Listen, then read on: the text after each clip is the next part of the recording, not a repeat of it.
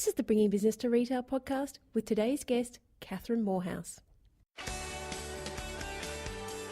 Welcome to the Bringing Business to Retail podcast on SelenaKnight.com. Stay ahead of the competition by opening your doors to business experts so you can learn, grow, and be inspired. Passionate about bringing business strategies to independent retailers, please welcome your host, Selena Knight. Hey there, and welcome to this week's episode of the Bringing Business to Retail podcast. Thanks so much for taking a little bit of time out of your day to learn, grow, and be inspired. Now, I have been home for exactly 1 week as I record this, after I went to San Diego to meet up with my marketing manager, Monica, and attend the Traffic and Conversion Conference. And I feel like I have done everything and nothing.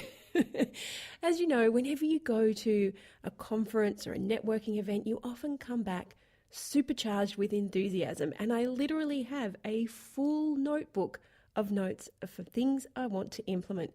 And on top of that, I have all of the funnels. We got a great big sketch pad, Monica and I, and we got all these colored Sharpies and we drew out funnels and we drew out downloads that you guys might like, and just so much stuff, so much inside of my brain that I felt like we needed to get started straight away, which is great, except for the fact that I landed and got off the plane with a severe sinus infection, which meant that when I flopped on the lounge on Sunday last week, I couldn't do anything. I couldn't breathe. I couldn't move. I felt so sick. I felt so sore. The only thing I did was head off to the doctor to get myself some antibiotics, because I know from the past that if I let a sinus infection take hold, it can take me months to get rid of it.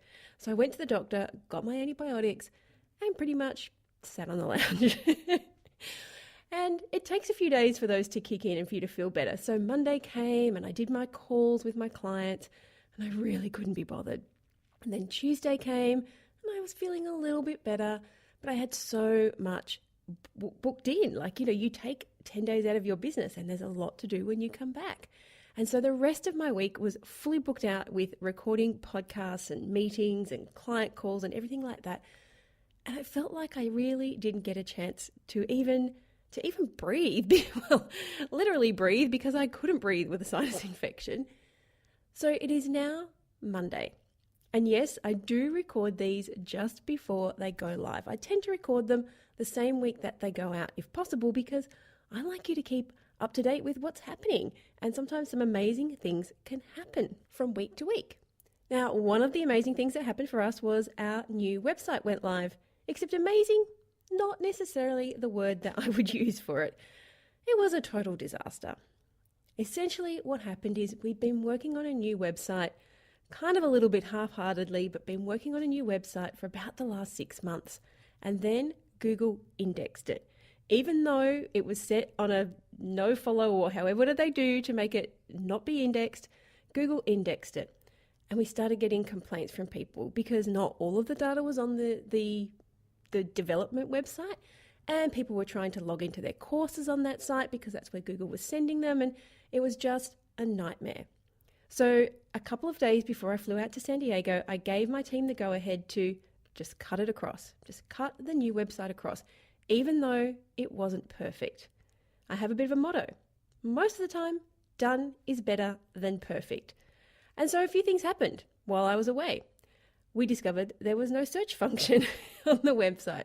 We discovered that a whole bunch of podcasts were missing on the website. The contact form didn't have somebody's email address. So we found a whole bunch of bugs. And you would think that I would have been super distressed about it. But you know what? I was okay, because I knew that these fixes, we would have found these later on anyway. Somebody along the line would have missed some of these things and it would have happened. At least this time, I was ready for it. I knew that the fix we were going to put in place was going to fix it. Now, if you head to the website, it may not be looking fancy. It may not be perfect. In fact, it isn't perfect, but we are slowly putting together all of the things that we need.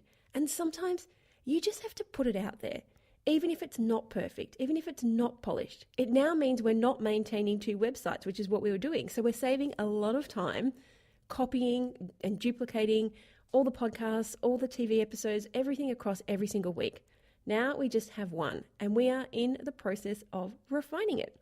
So if you head to the website and something's missing, just hit the contact form and we will make sure that we will get the information to you. If you find a bug, we would like to know about it. But the new website is very streamlined. Now you'll be able to pick collections to listen to. So if you want to learn more about sales, we've put all of the resources in there, videos, podcast episodes, they're all in a collection for you. And we're slowly growing that collection. We're literally adding these in manually. We're going through over 250 podcast and TV episodes and tagging them. Which collection do they belong in? And we go through and add them in manually. But of course, all of the content is still there under the resources section. Now, why am I even talking to you about this? Why do you care if my website's not working? Well, what I'm trying to tell you is sometimes you just got to press go. Sometimes you have to just put it out there and deal with what happens because it's so easy to procrastinate. And that's exactly how we can feel when it comes to social media. Done is better than perfect. Get it out there because it may not be fantastic, but it's like I say when it comes to stock. If it's not on the shelves, if it's not on your website, no one can buy it. If they can't see it, they can't buy it. Now, I know it can be really difficult, especially when we're talking visuals.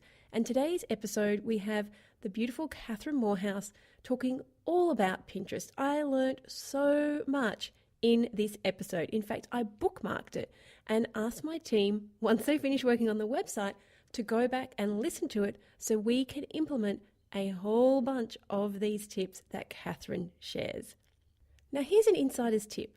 At Traffic and Conversion, yes, I'll stop talking about it soon, I promise, but at Traffic and Conversion, there was a lot of talk about using advertising that is not currently mainstream.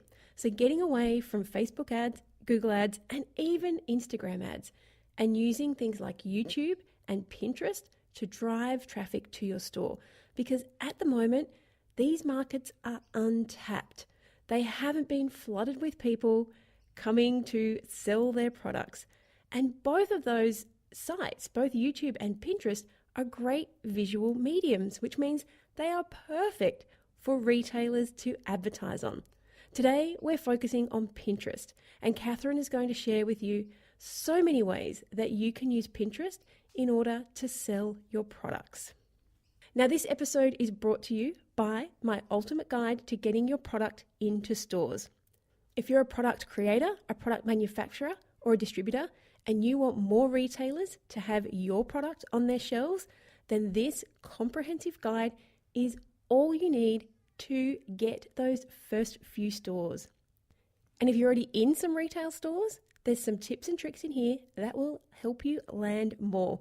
It is free for you over at selenaknight.com/product. The ultimate guide to get your product into stores. It's free. Just head on over to selenaknight.com/product. Now let's jump into today's episode with Tabitha Caro from Smartphone Marketing School, giving you a bucket load of smartphone hacks. Hey there, and welcome to this week's episode of the Bringing Business to Retail podcast. Today's guest, Kathryn Moorhouse, is dedicated to helping entrepreneurs grow their business using Pinterest. And she's one of the leading experts on Pinterest marketing for business. Yay to have her here. Kathryn has become the go-to expert for helping high-performing entrepreneurs grow their audience and income using Pinterest. Clearly, I'm so excited, I can't even speak properly. Best of all, what I'm really, really loving is Kathryn has also got her own retail store. So the best part about today is she is going to blend in how she's grown her children's clothing brand, Zoe and Logan, and used her Pinterest strategies. I'm sitting here, you can't see, but I'm waving my arms around. I wonder if it's coming through in the intro. But she's going to show us how she's used Pinterest to grow that clothing brand. So welcome to the show, Kathryn. Thank you so much for having me. I'm so excited to be here today. So tell us a little bit about your retail arm that you have. Yes, so I initially started a baby and kids clothing brand, and I did all the sewing myself. I kind of designed it. I was actually an au pair at the time, and I was working with kids, and I just obviously saw that the functionality of some of the clothing didn't work out so well. So I started making aprons and things that they could actually do arts and crafts in, which eventually turned into some baby clothing items, some kid clothing items that I was inspired by. And that's really how it all began. And it sort of grew from there. And I have a marketing background. So I have a degree in marketing. And to me, it's always just been part of who I am. And so when I started this business, social media just came very naturally to me. So that's how I've transitioned into Pinterest and understanding how to use it for my business. And then obviously I've been using it for Zoe and Logan as a clothing brand, and it's just been phenomenal. So that's sort of how I got into the clothing brand, arena. So, what made you choose Pinterest as the platform that you were going to concentrate on as compared to something like Facebook or Instagram? So with Facebook and Instagram, I find it is a really great tool to connect with your audience and build lasting relationships, grow your know, like, and trust factor, and really get to know who they are, what they want, and also let them connect with you as a business. So you're able to share those kind of videos and stories and behind the scenes and, comment and connect and really build those relationships. But I was looking for something where I was putting a lot of hard work into blog posts, into my actual products, and creating those sales pages that sometimes I had very little time to go in and do posts that only lasted about a day in terms of engagement. And then you would have a couple of comments, you answer those comments, you try and build a connection that way. But I was like, I want something that's just going to have this post up longer. It's going to have a longer term benefit for me. And the only focus at that stage was Google search engine optimization, because you knew that if you had a product, you could obviously create the product sales page and your link would show up in Google and you would just have to optimize that page with keywords. So you were really trying to leverage Google at that stage, because that was the only thing where the content would stay on there for a really long period of time and get traffic consistently over years. And then when I came across Pinterest, it was on a personal level. I was really using it to get ideas for the baby clothing. And I was using it to get ideas for my own wardrobe and things like that. And then it dawned on me once I started that actually all the pins that I was pinning came from business owners. And I started transitioning to a point where I realized I could use it for my business. It wasn't just the big stores that were using Pinterest for their businesses, but I was seeing small mom and pop shops and places that had really great pins leading to handmade clothing. And I was like, well, this is amazing, because I'm seeing great ideas, great content from other small business owners on here, which means if I put mine on here, potentially other people like me could see my pins. And so I started looking into it, how to start the business account and how to really set it up for your business. And the one thing that when I saw this, I knew that I wanted to use Pinterest, was that some of these pins that people had up were years old. They were products that were just the continuous products they kept producing.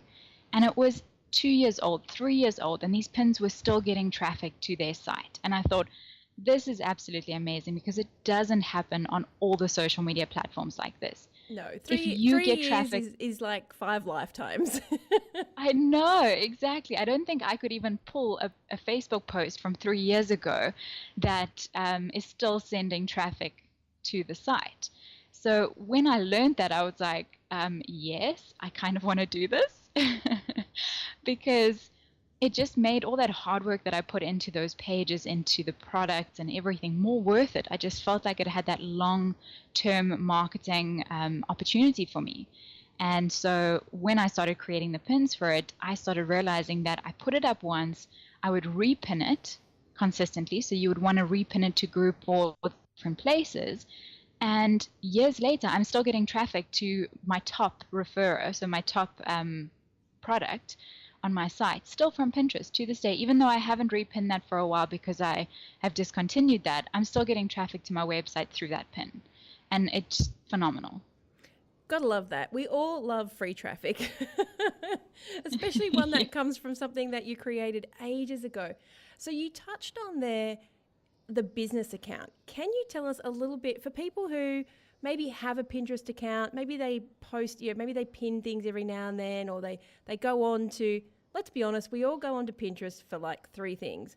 1 is for party ideas. 2 is for home decorating ideas. And 3 is for recipes. I'm not really Definitely. sure. I always get amazed that people look at business things. We pin our podcast episodes onto Pinterest. And I'm always amazed that people are looking for business things on Pinterest. Clearly there is a market. But everybody I know just goes there for party decor and recipes. I know, that's what it feels like, especially in the beginning. You keep thinking, there's no way this is going to be used for my business. And then you see some pins on there and you're like, never mind, I was wrong.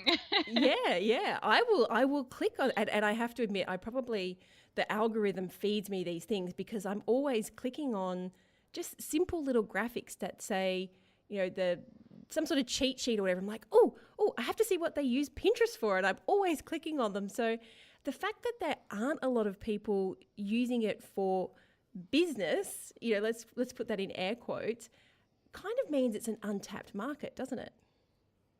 Definitely, and it's such a growing platform. Last year they reached 200 million pinners on Pinterest. So, that audience size is mixed with businesses and personal accounts. It's sort of everyone, and I've had a real struggle trying to find an industry that isn't on Pinterest. Occasionally I'll say something like a dentist's office is going to struggle, but to be honest, if you are a dentist that actually has a website with a blog, you'll do perfectly on Pinterest because everybody's trying to figure out solutions to their problems. So the crazy thing is, before, when I used it personally, I was always like recipes, DIY, wardrobe, all of those ideas, and I thought that was it. But then I realized that I was actually searching on there as well for solutions to my problems. So I always say to business owners that Pinterest is really a place for people to get inspiration, to get ideas, and to get answers to their questions. And recently, Pinterest has updated to become a visual search engine. So if you think of it this way, it's Instagram and Google having a little baby, and that is what I call Pinterest, okay? Because it has the back end of Google, that search engine functionality, but it has the visual aesthetics of Instagram.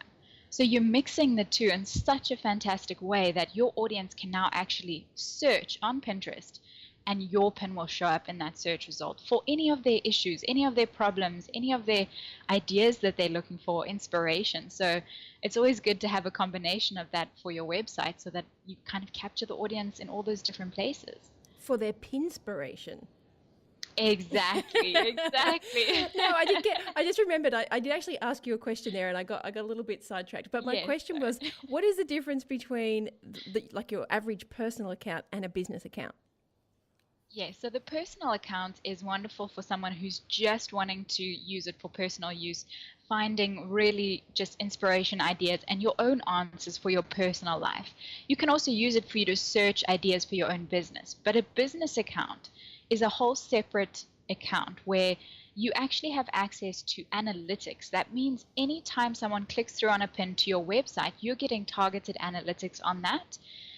Also analytics on your overall pins that you've added to your profile as a business, which means you can actually project what content you should create in the coming months. When you go into your analytics, you're able to actually see what your audience is physically clicking on. That means you know what they're interested in.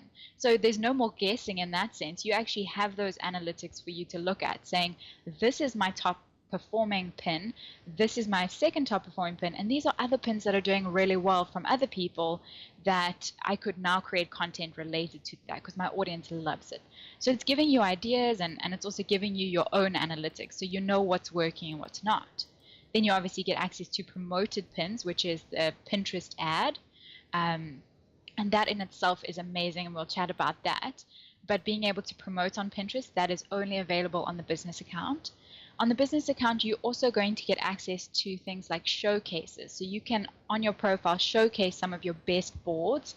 So your audience can see that when they arrive at your profile. You're getting access to rich pins, which means if you're a product-based business, your pin, if you have rich pins enabled, you can actually show the pricing of your product automatically on Pinterest. So your pin will show exactly the price of your product.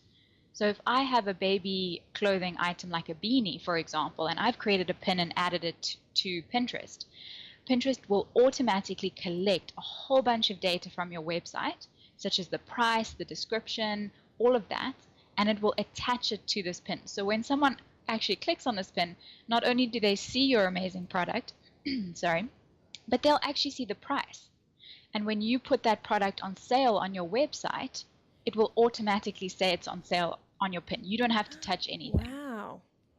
Yeah, That's pretty impressive. Absolutely phenomenal. Yeah. So all of this is available obviously in the business account, which is why I always suggest if you're going to do it as a business, use these amazing marketing extras that they give business accounts. Yeah, and I have to admit, I haven't ever been into the analytics section. I tend to be a Pinterest browser. I know that part of our marketing strategy is just simply that when we do an episode, it gets pinned to my boards. And I've just gone in there and seen I have 1,279 average monthly viewers. I don't know if that's good or bad, but that seems pretty impressive to me. No, that is fantastic. It is. It's amazing. And I was like, wow, I really should be working on this. Like, if I have that many people, that's probably more engagement than I get on Facebook. This is somewhere I need to go and hang out a little bit more. So thank you. I just went and clicked on that when you were talking. So now that I know that I have some, look, if you have 5,000 or 10,000, don't burst my bubble, okay? I'm feeling pretty good at 1,279. If you're listening right now and you go in there and you've got 20,000, yay for you. But this is my first time looking and I'm pretty impressed with 1,279. Up 20%, it says. So now that I've done that, what is my best option from here? Do I go and find my most pinned thing and create an ad from it? Or where would I go to maximize my advertising on Pinterest? So what you would ideally want to do with that is if you go into analytics and you can see what your top performing pins are, you're going to want to make sure that you've scheduled those for the month ahead to go out to any group boards that you're a part of. So group boards on Pinterest are boards where there's multiple collaborators on a board, and you get to join that board, which will have another person's followers attached to it. So it's someone creates a group board, and if you get to be a collaborator on that, you get access to their audience on Pinterest as well. But not only that, you also get access to the collaborators. So you're able to pin your content on that board, and it increases your reach quite drastically, which is really nice when you first start out on Pinterest. So I would always suggest taking those top performing pins and then going ahead and pinning those again onto those group boards and then onto any relevant boards that you have on your profile for the next couple of months. You can also take a look at your top performing boards in your analytics, and you can see which of your boards are performing the best. Spend a bit of time, using keyword optimization in those descriptions on the board and on the pins. Another thing would be potentially to take a look at the analytics from other people's content on your profile. So when you go into analytics, you're going to see a green box on the top in the left-hand corner, and that is actually your analytics of your entire profile. So that's your pins and other people's pins that you added to your profile. Now with that, you're going to be able to see what got the most clicks, what got the most saves, and you'll be able to identify a trend. What is it that people are actually clicking on and saving of my content and other people's content? If it's a hospital packing checklist, then and you haven't created one, then go ahead and create a blog post like that. If it's got to do with a specific product that just keeps coming up over and over again, take a look and see if you can create another version of that product, maybe in a different color. Maybe it's got to be marketed slightly different to a different audience, whether it's like mine, for example, with the baby clothing happened to be a gift bundle, a baby gift bundle. So it was gender neutral. And from what I could tell, people really liked the idea of that gift bundle. So I went into creating potentially another one with slightly different colors. There was a bohemian style gift bundle and so on. And you can actually use your analytics to identify that. But if you're wanting to really maximize your pins engagement, the traffic and everything, the best possible thing to do is to focus on your search engine optimization. And that means making sure that your pin descriptions have keywords in them that are searchable on Pinterest. It's so important because if your audience is on Pinterest and they're actually searching for a baby beanie, and you haven't used the word baby beanie in your pin description, then your pin isn't going to be shown. Pinterest won't show your pin in front of that ideal client. So the best way to find those kind of keywords is actually just to hop onto Pinterest and go into the search bar and type in baby clothing and find out what kind of keywords people are searching. And the way you'll do this is when you type in baby clothing, you'll see these little blocks appear underneath the search bar. Those are the top search keywords in relation to baby clothing. So it may be baby clothing beanies, baby clothing for boys, anything like that. And you're going to start seeing what people are actually searching for on Pinterest. And that will allow you to create a really amazing pin description that uses those keywords that you found from Pinterest. And now your pin is going to show up in multiple places on Pinterest. So you don't even have to go ahead and pin that too much. You're working on the SEO optimization to make sure it shows up in the search results. Well, there and you then go. my next thing. I was going to say, yeah, I didn't even. I was just thinking, as I was, as I scroll through Pinterest, all I see is things like, "This would look good on me," and clearly the people who are writing that don't know what they're doing. Exactly. I know. It's it really. Like if you go into my feed, for example, on my Pinterest business account for my services, I'm just seeing Instagram, how to use Instagram to drive sales, how to use Instagram stories, how to improve your Pinterest profile, how to do all of, like I'm looking at it now and it's just all about the business side. And that's because Pinterest knows that's what I am focused on and what I share because of the search engine optimization I've used. So that's so important. And then the next best thing to do to amplify that is just to pin every single day. And you can repin a pin from your website multiple times to the same board. Just space it out a little bit. Okay, so here is a question for you, because while you're talking, I'm clicking on all these things that you're saying so I can ask some very intelligent questions. How come, and I think I know the answer to this, but I've just gone to one of my boards, one of the boards that has all of the podcast episodes on it, and I'm pretty sure that my awesome assistant Mooks, when he does the podcast, he goes to the website and he clicks pin and then he saves it to our board. But now that I've gone in there, now I'm freaking out about the what are they writing when we're pinning these things, and we have no text, which is clearly why I have nothing on all of those ones that we've just gone through and pinned, because I am not optimizing these for Pinterest, because Pinterest clearly has no idea what my podcast episode is about. So why has it not pulled that information from the website when it's been pinned? I know he pins it from the website. He doesn't upload it. He pins it direct from the website. So I'm sure I'm not the only person who's had this problem. What are we doing wrong? So if you click on the pin, do you see, if you click on it and enlarge it, do you see a large black titled font at the top with the header of that that podcast episode? No, it just says that means you saved from selenaknight.com. Okay, so that means you don't have rich pins enabled, and that's something you're going to want to do so that you can get access to that ability to pull through the description. But an important thing to remember still is if you do have rich pins enabled, but you haven't set the description on your actual website, then it won't be able to pull that through because it won't know what it is. We generally always create the title of our product or our podcast episode, but we don't set the description. So whether you're using Squarespace or WordPress or anything like that, setting your description will help it pull through, because then it has text to obviously pull through. Yes. Okay. So is the rich pins thing very hard to install? Is that a plugin, or what happens there? If you're using WordPress, you can use a plugin called Yoast SEO. And what you'll do is you'll verify your website with Pinterest using Yoast SEO.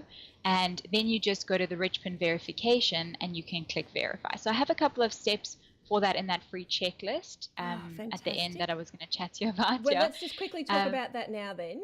Okay, you have a free checklist that you're going to, which of course we will link to. What's in the free checklist? So it's a 10-step checklist. It's basically the beginner 10 steps that you need to follow to ensure that you have a search engine optimized Pinterest profile. So it's setting up the business account, setting the proper name, setting the proper boards, using keywords and all of that. And in there, I talk about rich pins, and then I link to a place where you'll get the steps to do that. So really, yeah, it's really those 10 steps that are just going to help you set up this profile properly. With links to different examples as well. So you'll be able to click through on those and then see them wherever I've posted them. Great. I'm going to download that and give it to my fantastic assistant, Morks, who listens to this episode because he edits it just in case anything goes wrong. And in fact, I'm pretty sure he listens to it because he actually enjoys listening to all the business stuff as well. But when he goes through to listen to this, he'll be like, Sal, you don't have to tell me. I've already gone and downloaded it myself. And of course, we will put a link to the show notes in for that checklist because clearly, look, I don't reckon this is obviously why when I am scrolling through Pinterest, I sometimes see nothing because people are as Pinterest novice-y as I am and are clearly users rather than, consumers rather than users or advertisers. So we are going to fix that really, really quickly.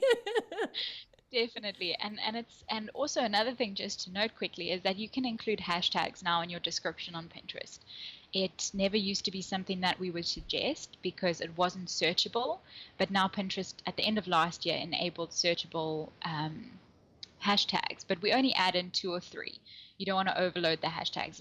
It's not the same as the Instagram description, for example. Okay, cool. So let's go back to, we're kind of jumping all over the shop here, only because I was so interested in what you were saying. I was so Pinterested in what you were saying. I was like, I have to click my own account so that I can ask some really intelligent questions, which I've already said that. But let's go back to ads. And I'm not going to go and click through to the ad creation thing. But do you recommend Pinterest ads for retailers? You've got your own retail store. Does it work for you? Yes, I think it is really important to use Pinterest ads, but I do have some suggestions and I don't recommend it right in the beginning. So it's not something you want to go into if you haven't used Pinterest for at least 1 to 3 months. And the reason I say this is because when you actually promote a pin, you need to promote a pin that is already on your Pinterest profile. So what I always suggest is you add a pin to Pinterest. Well, you add all of your business pins, of course, that lead to your products. And over the first 1 to 3 months, you are going to be repinning this content daily. You're going to be improving the search engine optimization on that pin. And you're really going to make sure that it gets the best exposure that it possibly could.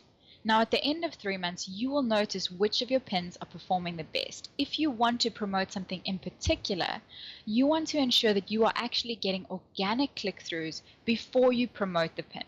And the reason for this is because if you promote a pin that hasn't had any click-throughs before potentially, you don't know if the design is really attractive for your ideal client. You don't know if it's really going to make them click through. So you want to actually ensure that you're getting organic click-throughs before you promote the pin, and then you will know that the money you invest is actually going to go further for you. That is a very sound strategy, and we do that with Facebook ads. As I said before we jumped on the call, you are the Pinterest lady, I am the Facebook ads lady. Yes. So one of the things that I tell people to do with Facebook ads is go and create a post on your page, and if it gets engagement, then at least you know that it's got some social proof already. You know that there's a good chance that we can turn that into a converting ad. Obviously, it depends on what it is you're trying to sell, but that is the easiest way. You want to know that you're not going to be wasting your money. So you're saying the exact same thing. Find the pin that is getting the traffic, that is pulling the people, getting the engagement, pushing the traffic to your website, and from there you can choose to put the money into it. That is a very, very smart thing to do. And I'm so glad now that I got stuck on how to create the ads because I don't think I was doing anything like that. I can't even remember what I was going to promote, but I remember going in there and I was just like, this just looks way too hard, I have to think about this. Whereas Facebook ads comes naturally to me after many years of using them. Of course, yeah, exactly. It always becomes easier once you know how to use the back end. So with Pinterest ads, something I've really enjoyed is that obviously once you know this pin is going to work, you simply go into, generally it's the traffic option that you want. So you're going to click on the traffic ad. And you can actually set audiences and set lookalike audiences. So if you've been using Pinterest for 3 months or more, you will have people who've engaged with your pins before, maybe click through to your site. Now you can actually target those people again with this specific ad. You can also target lookalike people who are similar to that. So very similar to Facebook, where you can create the audiences that you desire. And then the second thing that I absolutely love is that a lot of the advertising is focused on keyword optimization. So you actually type in the keywords you want your pin to show up under in this promotion campaign, so this promoted campaign. Pinterest wants to know exact phrases, similar phrases, and then basic words that maybe you want to show up with, even if they're linked slightly differently. So you get all these different options, that you can use, and that kind of makes you feel a bit better when you know, and you've gone into Pinterest, you've searched keywords, you know that your audience types in baby beanies, for example. You want to make sure that your promoted pin will show up when people search that. So they actually let you put in those keywords, and I would say it's quite a great update that they did, where it's not just like, okay, add in a couple of tags or keywords. It really is the basis of this promotion at the moment. They really use that to place your ad. Oh, I really like that. It does go back to what you said originally, which is kind of like, Instagram and Instagram and Google having a baby. You've got that Google AdWords sort of section where you can choose the keywords that you want to target, which you can't necessarily do in Facebook and Instagram, but you can use that here.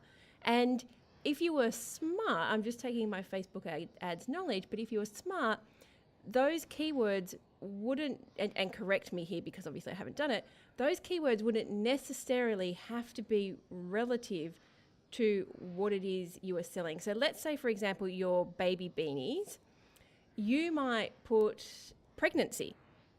Would that be correct? Yes. Because even though it's kind of related, or nursery, nursery decor, even though beanies aren't related, you want your pin to show up, especially if you're paying for someone who's searching for nursery decor. Definitely. Yeah, you can really put in a combination like that. And also the great thing is during the campaign, you can add or remove keywords. So you can go back and see the kind of money you've spent on each keyword. So each keyword will be separated, and it will say how much money you've spent promoting on that keyword, for example. So if it's cost you a lot of money and it didn't get any conversions, you can delete that keyword from the promotion live and then add in a new one potentially. And if you've got a really great performing keyword, then you will obviously keep it and remove lower performing keywords so that more money gets spent on the higher converting keyword. Oh, I like that. Oh, maybe I'm going to have to go back and revisit. Once we've got our rich pins set up and we go and put descriptions for our 123 pins in there so we can actually start getting pinned for things, I probably will need to go back. And once we've got some data, because I went in there and the pins that we're pinning, the pins that have had the interest, they're quite random actually. And not all of them are mine. They're obviously things where, like, I have a board for home office design inspiration. So some of the pins from in there. So how does that work? How does that work for my profile? Obviously, you couldn't promote a pin that's not yours. But how does that work for my profile if something I've pinned from somebody else is on my board? Do I get the credit for it just because I've got great curation skills? You actually, in your analytics, when you go in there, you're going to see 3 blocks. It's the green block, purple block, and blue block. And the blue block is focused purely on your website analytics. So that's the one you want to go to when you want to find out which of your pins are performing the best. Mm-hmm. The green box on the far left-hand corner is a combination. That's going to show you your pins on your profile and any pins across Pinterest that you pinned to your profile that you added. And the analytics for those pins are going to show up your audience, anybody who saw this pin, clicked on it, repinned it or whatever, that came from your profile. So it was the one that was on your profile. You're getting analytics on those pins, for example. So you're seeing the click-throughs and all of that. Now, it does actually help your profile because what Pinterest is doing is it's seeing that your profile is curated really well, that you've obviously put together a really good source of information, and all of the repins and click-throughs on these other pins are helping your profile perform better across Pinterest. So Pinterest is thinking you are really good at what you do. You are a really good source of information. You're not a spammer. You create quality content. So we're going to show your profile, your pins, your boards across Pinterest more often. So it's one of the important reasons why we do curate other people's content onto our feed.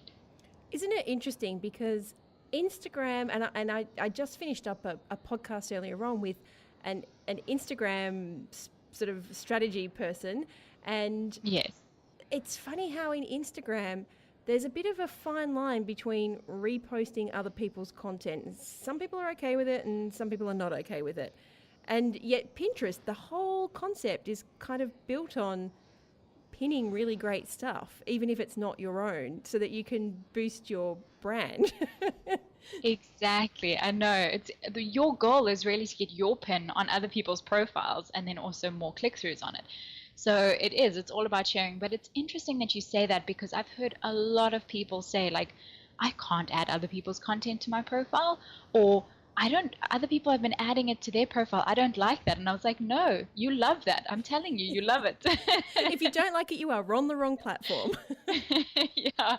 And then once you explain exactly that it's not stealing, you know what I mean? It really is, it's curation. It's them saying your content was good enough for me to add to my profile. Yeah. And also you have to look at it another way. You may have answered a question. So your podcast, the one we're doing now, for example, if we add this to Pinterest, any business owner who is really interested in learning about Pinterest and understanding it may actually save this to their profile, because they want to look through it, come back to it. They want to use it when they decide to set up their Pinterest profile. So they're saving that inspiration and that knowledge for a later date sometimes. And sometimes they're saving it because they know that it's good for their audience. So it's a balance of both, depending on who is pinning your content. Yeah, and it's funny, just looking, I have to admit, I haven't, as I said, I'm more a consumer than a user. Pinterest we've just put there because we had someone a little while ago who was saying you have to be on Pinterest, and I was like, just go and add it into, it take you 2 seconds, just click pin, so it goes to our Pinterest board, so we've got our name claimed. Clearly, yes, we did not do the rich pin thing, and we did not take enough away from that episode to implement. So I'm glad that you're refreshing it for us. But what I was going to say about that was the boards that I've created, and I do have one on colorways, and I have some visual merchandising ones, and I have some shop window displays. They're actually ones that I've kind of built for myself. As much as I do have, I've got the secret boards, which have, my dinner recipes and things, but these are boards that I've either put together for my clients and said, oh, look, I'll put some Christmas window inspiration on a Pinterest board for you. And I just spend some time doing that. It's just part of what I do for them. So these boards that I have, or my home office inspiration was when I was redesigning my home office. It's funny that it never occurred to me, like, maybe I should have made those secret, because I was usually doing them for a client. But those are bringing all this traffic in. So where I'm going with this conversation is, if you are a retailer, let's say you're a homewares retailer, you don't just have to pin your stuff. It's like you said earlier, it's about curating. So maybe you want to go and curate a board on the farmhouse look and what you love about it, so that people get your tastes and what your shop is inspired by. Or maybe you have a Scandi board, and you have a boho board, and all these other things that have nothing to do with your store particularly, but they're more brand cohesiveness. They're telling people how your brand likes to think and what your brand is interested in. Definitely. And even if you also have to think outside the box sometimes. If you create bags, for example, beautiful handmade bags or anything like that, you could create a travel board, and you would ask me, why would you create a travel board? And the reason is because some of your audience may actually utilize these bags while they travel, and you want to make sure that you're attracting that audience. And so in this travel board, you're going to be sharing how people can use the bag during their travels, the best places to go, all those kind of tips. So sometimes you actually have to think outside of just your industry, your frame of mind. You have to think beyond that. And it sometimes gets a little complicated, but even for someone doing a product-based business like that, it's not just sticking with your product and what you do.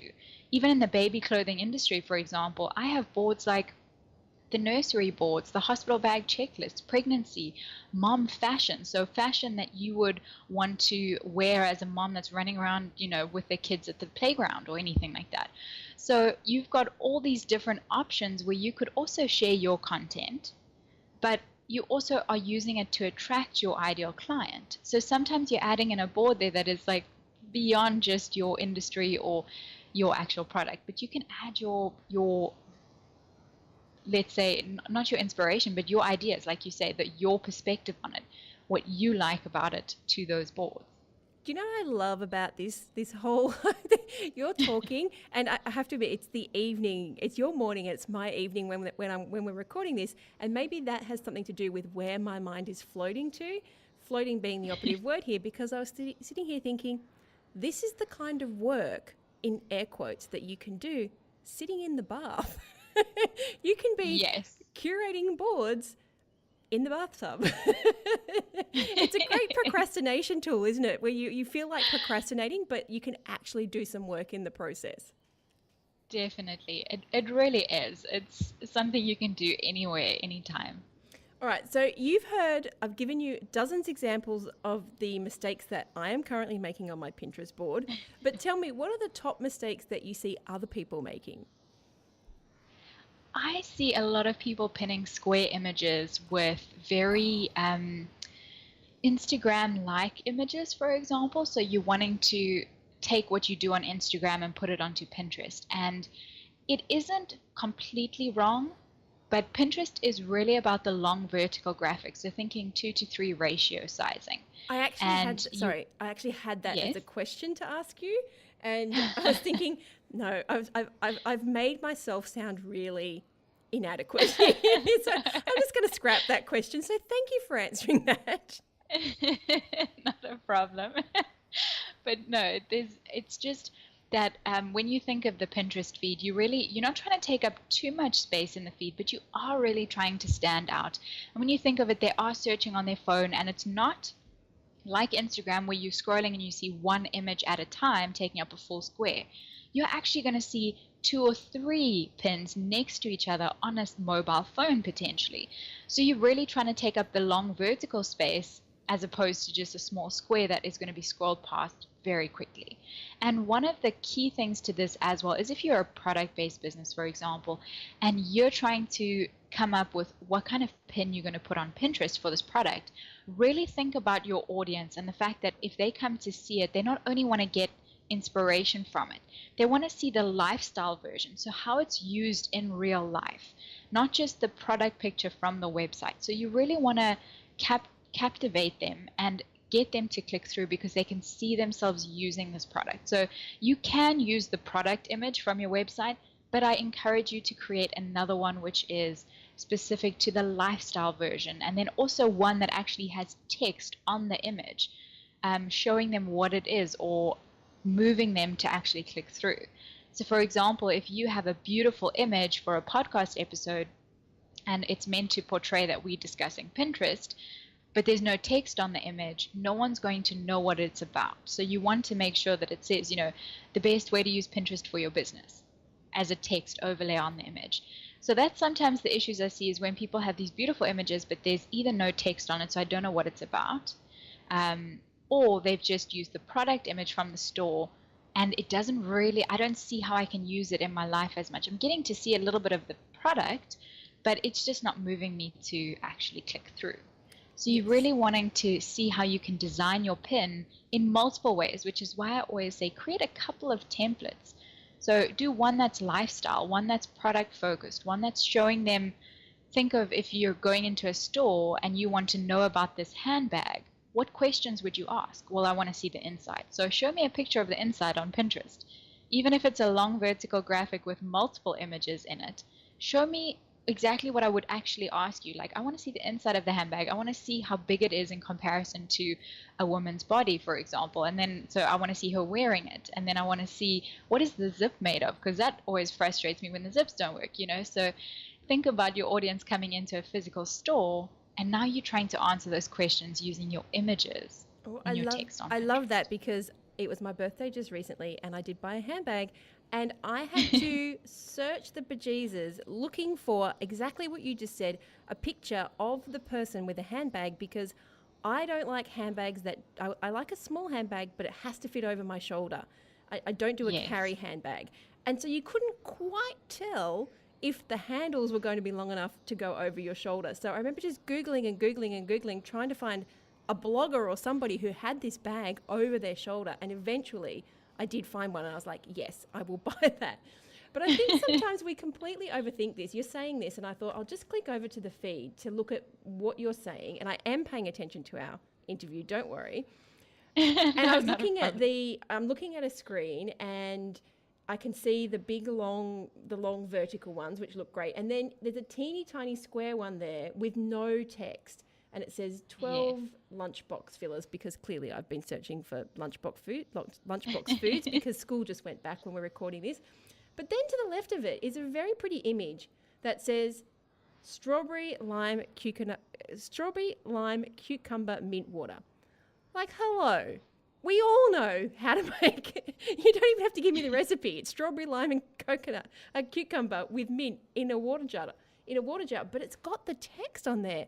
And I was just thinking as you were talking, that is exactly what you were trying to point out. And I should maybe take a screenshot of this and put it in the show notes, is underneath it does say the exact same thing.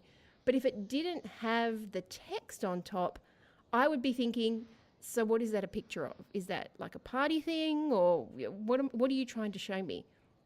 And I think we get a little bit text phobic, because, you know, Facebook doesn't necessarily like text, and Instagram is so small that you don't want to fill it up with text, that sometimes just state the bleeding obvious and it's going to be helpful.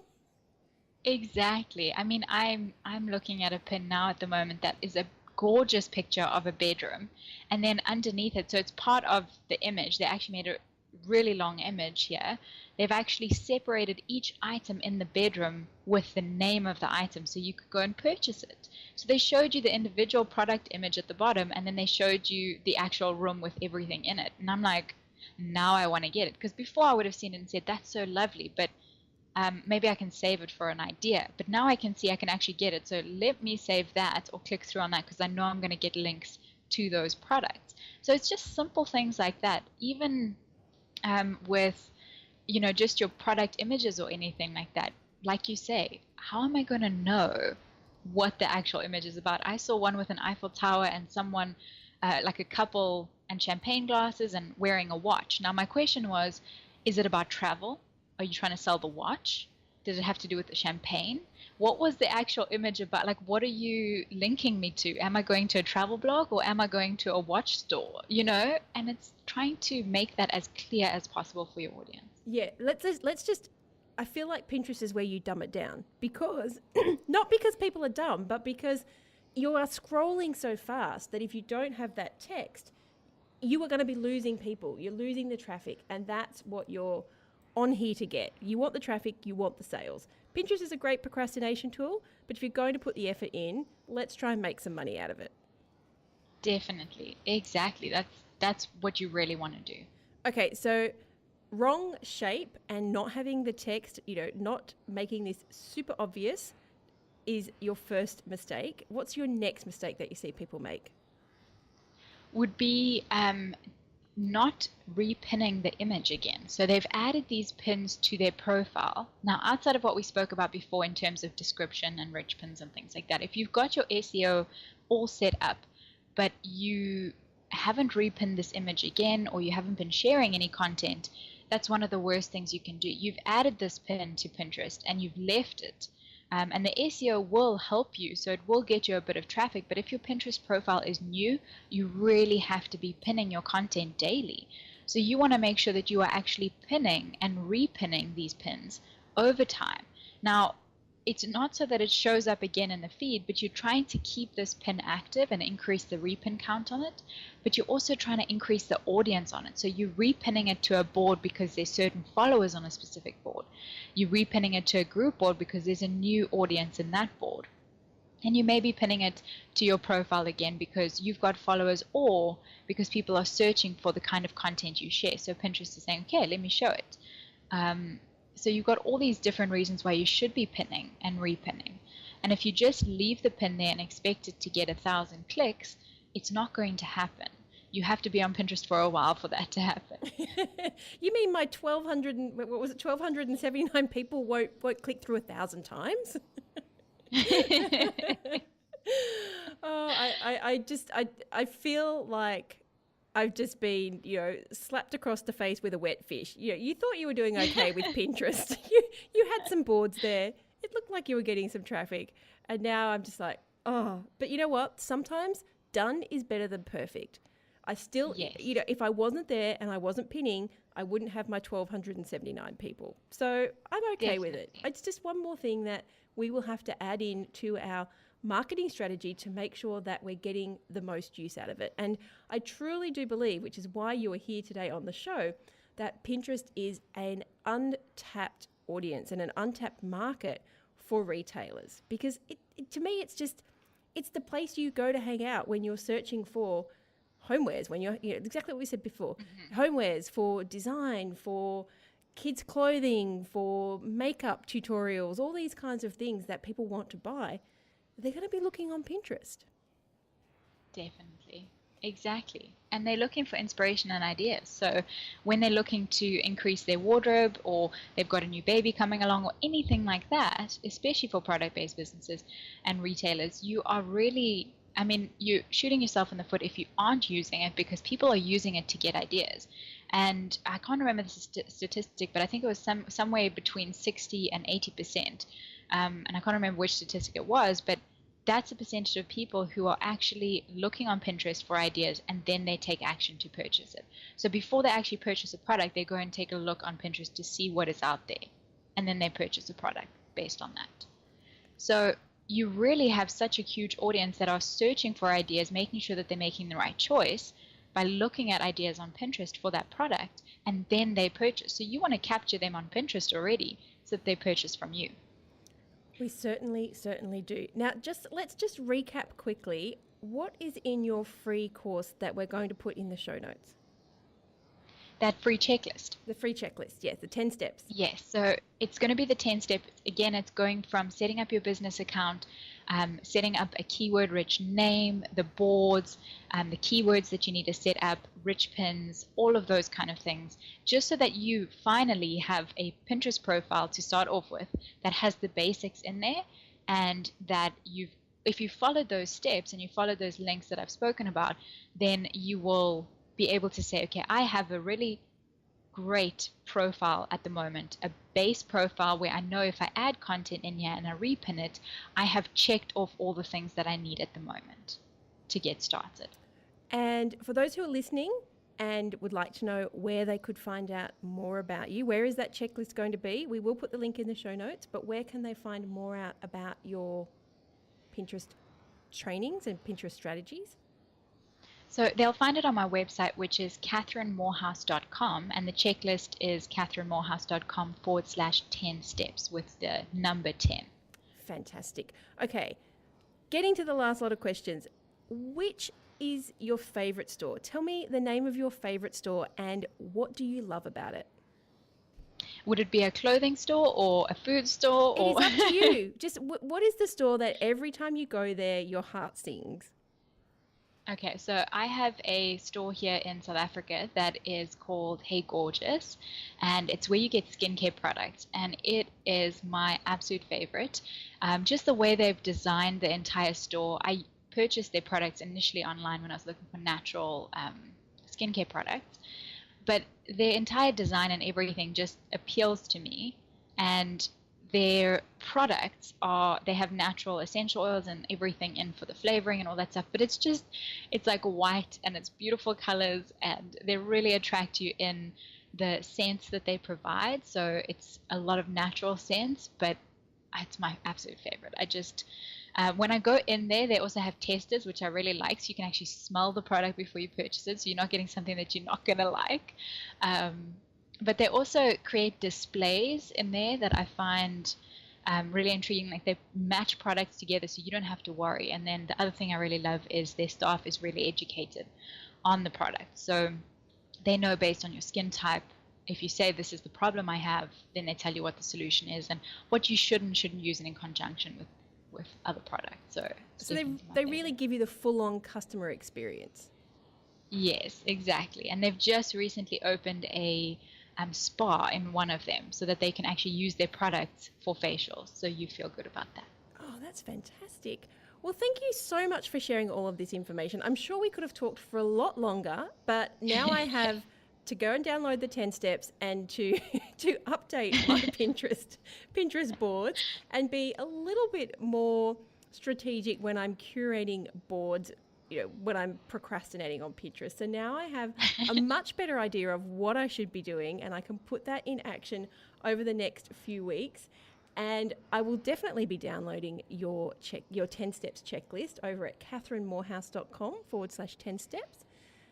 And if there is anything else that you'd like to leave us with, please feel free to do so.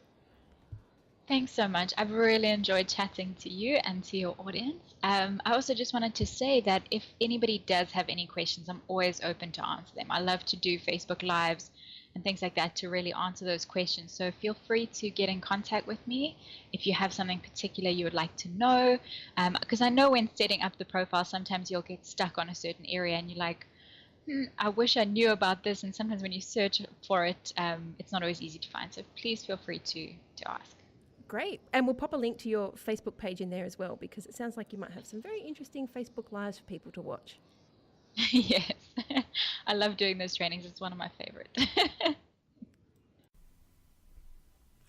I hope you enjoyed this week's episode of the Bringing Business to Retail podcast. You can find all of the show notes over at selenaknight.com. If you found something that you heard today particularly useful, I'd love it if you could leave me a review on iTunes or Stitcher. And of course, feel free to share this episode with someone that you think could benefit by listening to it. Want more retail biz strategies? You can watch the Bringing Business to Retail TV show, where each week I'll answer a question or provide you with a simple, actionable retail biz strategy that you can implement in your business right away.